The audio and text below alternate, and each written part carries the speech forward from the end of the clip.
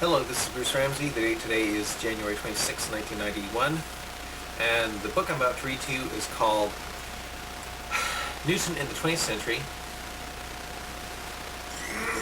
Excuse me. Which I wrote. Well, it was founded in 1985, and I began writing it February 20th, 1987. This is the 13th true Newton novel. And the 17th, it's the 17th Newton novel. This begins where the mind of Newton ended. Anyway, I think you'll like it. This is one of my better Newton books.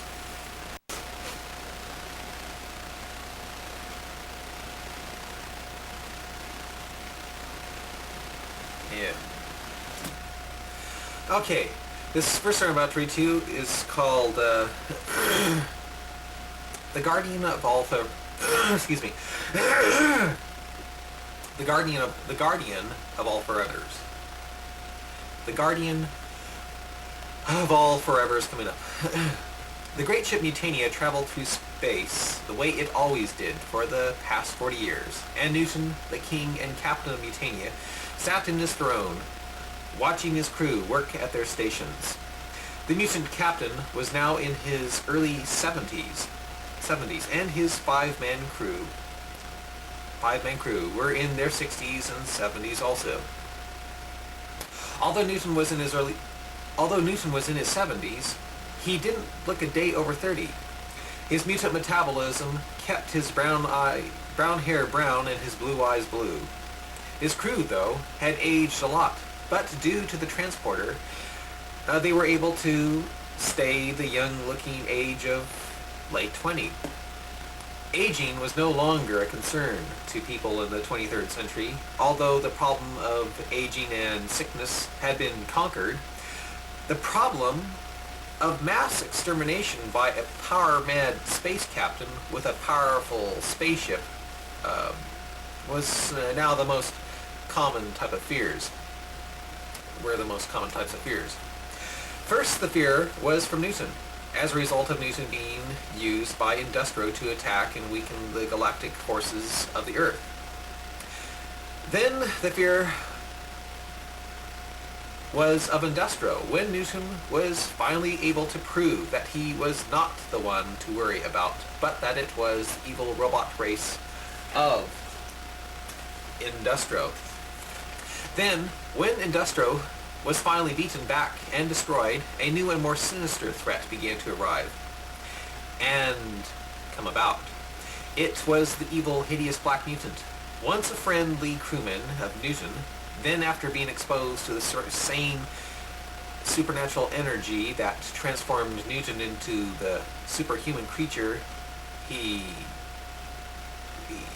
turned into, Doug Davis became the Black Mutant, who, after being used by Industro to attack the Earth's galaxy, also began to become more insane and power-mad until he was going about the galaxy attacking the civilizations, making it look like Newton was up to his old tricks again, because the Black Mutant's spaceship, Lactania, looked exactly like Newton's spaceship, Mutania.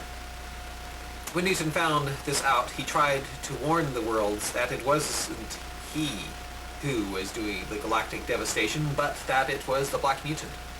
Nobody bought this idea, and Newton was under the threat of death by the organization known as the Meeting Place. An assembly developed totally for the planned death and destruction of Newton. It was the Meeting Place. It was the Meeting Place. The Meeting Place was the place where all the universe's great geniuses thought of nothing more than the destruction of Newton. Although they were super brilliant, they were never able to defeat Newton, and they tried such elaborate attacks such as getting Newton to perform dangerous labors, much like the labors of Hercules. But the latest attack on Newton was far more cruel and required great technological wizardry. They used beams of energy that would travel through space and affect Newton's mind, making him think that he was fighting the Black Mutant. Only... Bruce? Yes? You didn't go? No! You didn't want to? I didn't want to eat soot!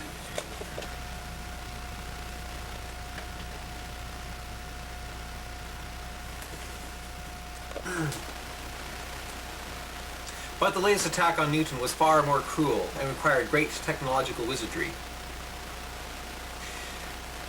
They used beams of energy to travel through space and affect Newton's mind, making him think that he was fighting the Black Mutant. And then later, fighting God through illusions. This was all an effort to make Newton die of loneliness and despairing agony. Right when the meeting place had Newton believing that he had killed God and created an absurd, nightmarish universe, Newton's sanity was saved when his crew found the meeting place and destroyed it, ending the illusion beams that were altering Newton's reality.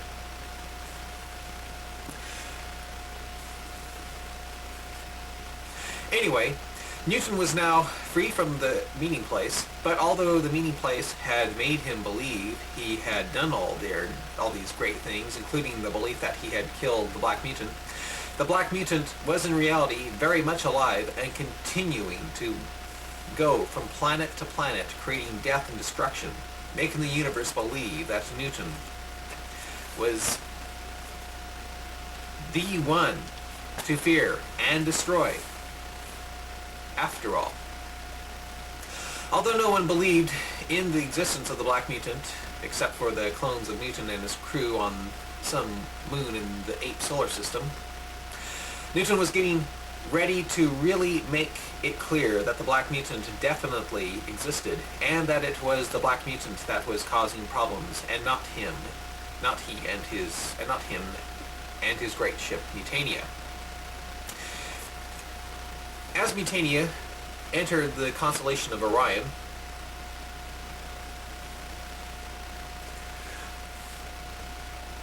one of Newton's crewmen, Doug Davis, the younger, non-mutated clone of the Black Mutant, called to Newton's attention that a ship was approaching them. It wasn't long until the crew of Mutania discovered the ship to be an Earth Federation starship, an exact duplicate of the USS Enterprise. The starship had been pursuing them for the last hour. Suddenly another crewman by the name of Sheena, a pretty girl who looked human except for the fact that she had 6 fingers on each hand, told Newton that the ship was gaining speed toward them. It wasn't long until Mutania and the starship known as the USS Courage were shooting powerful weapon blasts at each other. Mutania was definitely the stronger of the two ships, of course, and it wasn't long until the USS Courage was hanging lopsided in space, sending out distress signals. Newton asked the captain with great puzzlement, great inquiry, why did you bother attacking my ship when you would know it would be suicide? Because, gasped the starship captain, with the smoke of electrical fires springing up around. We thought our weapons would be strong enough to finally destroy your ship. But, asked Newton, why do you keep on trying to destroy me? Can't you get it through your thick skulls that it's not me that is causing terror into the universe, but that it's the Black Mutant? Newton told him that it was the... Newton told him that it was in the...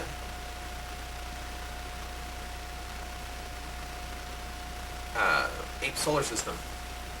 But we've never seen this menace, protested the captain's Vulcan first officer. Yes, you have, shouted Newton. He attacked an Earth colony not more than 10 years ago, and had me killed, remember? But how come you are here now? I was brought back to life through a time dimension. Don't you remember when the three ships captured my ship after using the ship's paralyzer on it? Yes, said the captain, beginning to remember. Well, after that, the Black Mutant took control and began attacking everything. After it had killed me, shouted Newton. The starship captain's eyes began to widen with remembrance. Hey, yelled the captain. I remember now. Everyone had become shocked that your ship was captured and you were imprisoned, yet Mutania was still attacking everything. Hey, I was imprisoned. I was dead. That was no longer Mutania, but Blacktania. The Black Mutant changed its name and took it over. The captain got up slowly from his seat and began to walk slowly around his captain's seat in deep thought. What are you thinking? Asked Newton. The captain turned toward Newton's two-dimensional image on the viewing screen and said, I believe you. Hearing that made Newton smile. Newton looked up and said, Thank God. I believe you, Newton, said the captain again. And I believe you when you talk about this creature known as the Black Mutant. Newton shouted back excitedly, Then you'll tell others?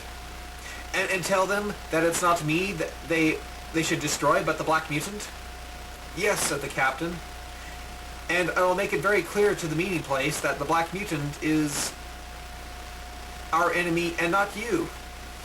Hearing the starship captain say that made Newton look at his crew and smile with happiness. He was very happy, but not too happy, because he was used to hopeful dreams being shattered right before his face. Newton really couldn't believe that people would finally accept him and draw their attention to the real problem, which was the evil Black Mutant. Newton looked up at the viewing screen and asked the captain, Commander of the USS Courage, your ship looks like it's in bad shape. Would you like to board Mutania? That's not necessary, said the captain. We can get this ship repaired. Are you sure? Asked Newton. Suddenly one of the captain's sensors officers said, Captain, I'm getting readings of an energy disturbance coming into our area. It looks like an invisible ship. What? Asked Newton on the viewing screen.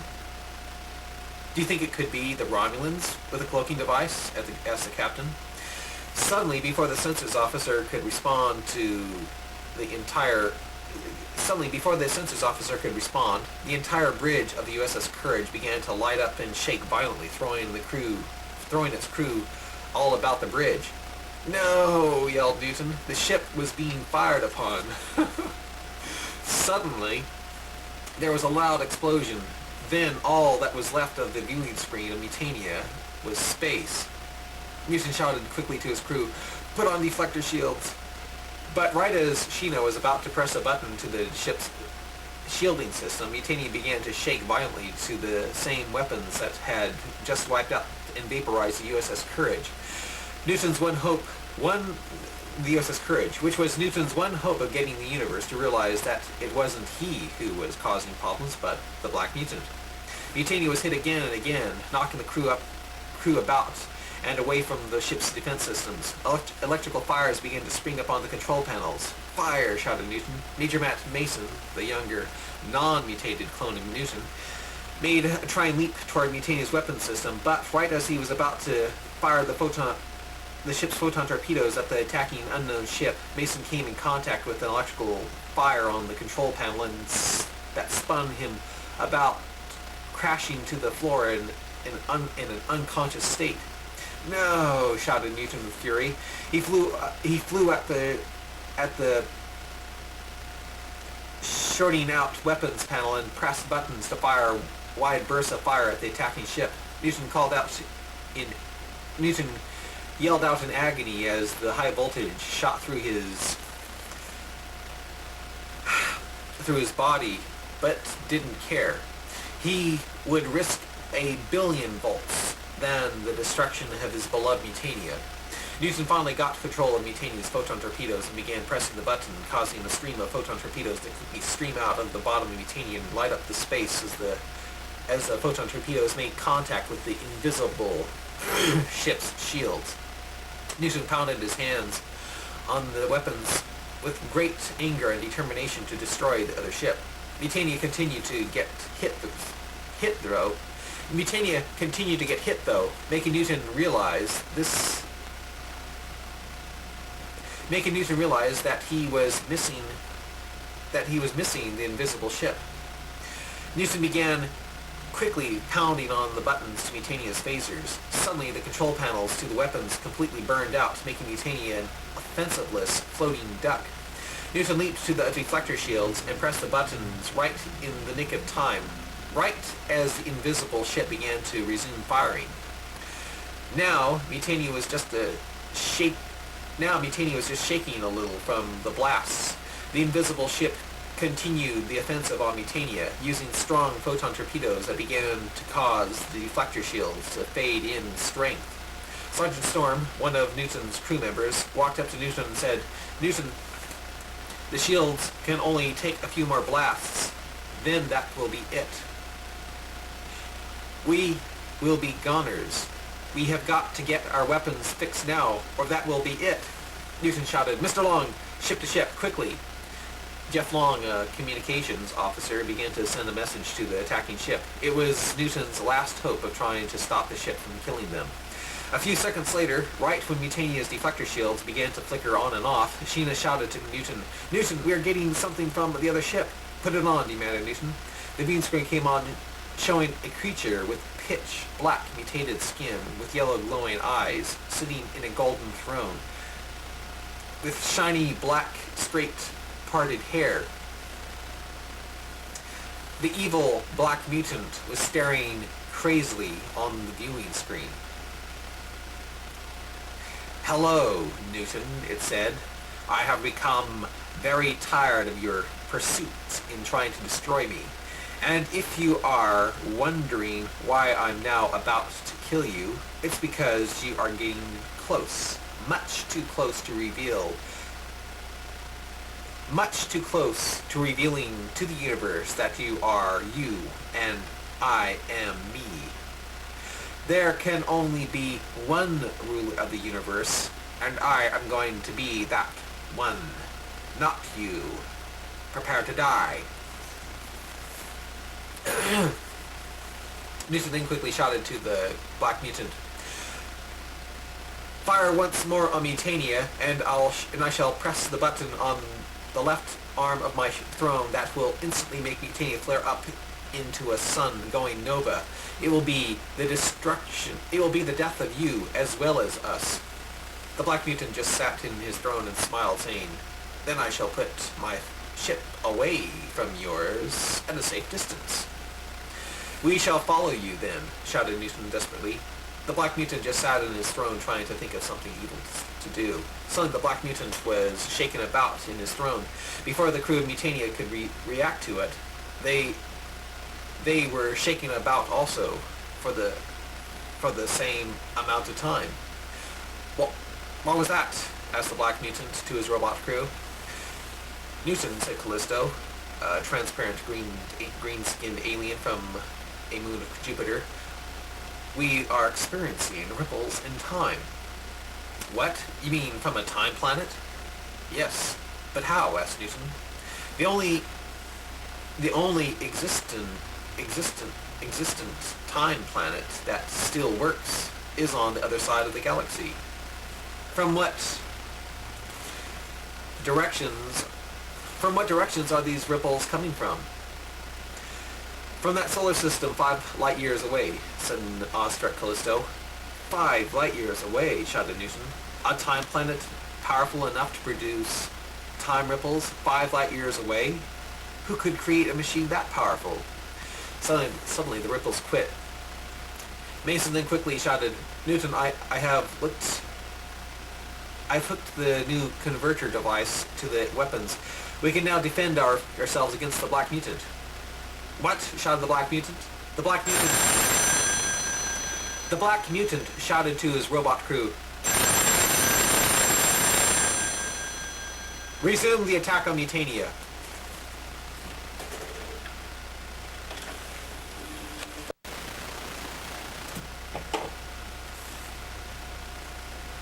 What? Shouted the Black Mutant. The Black Mutant shouted to his robot crew.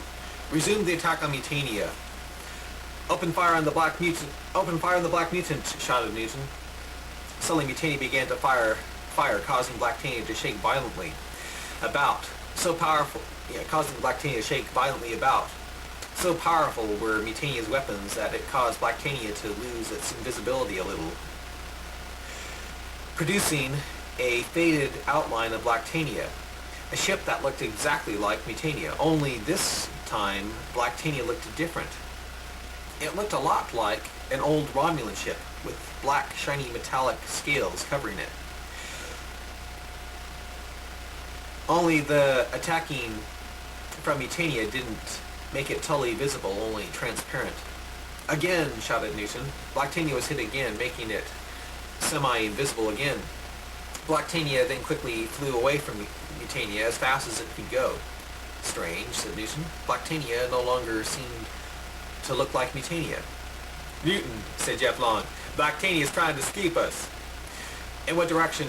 Asked Newtin. The Time Planet. After him, shouted Newtin desperately, and Mutania quickly warped after the Black Mutant at warp 50. The fastest Mutania and Blacktania could travel now.